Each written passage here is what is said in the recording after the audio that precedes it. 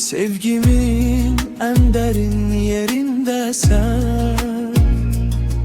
Kim gelse de yerin dolmaz.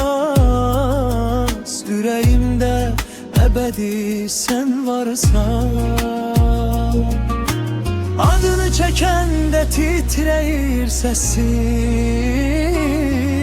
Sen benim en güzel hevesim.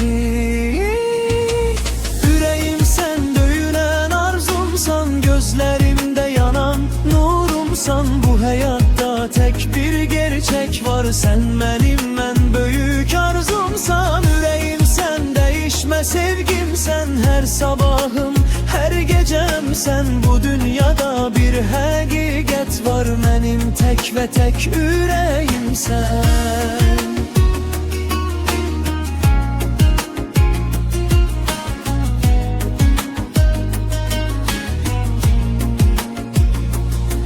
Gecenin en sakit anında adın düşür dudaklarıma. Sanki bütün yollar gizlice aparır beni kucağına. Yüreğim sen, son sözüm sen.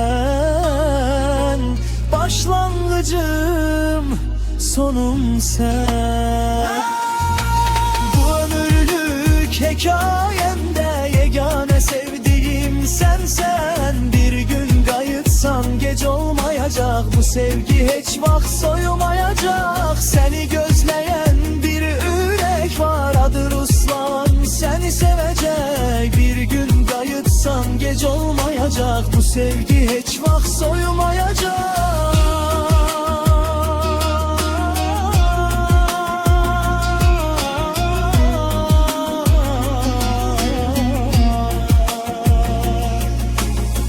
Gözleyen bir yürek var, adı Ruslan, seni sevecek.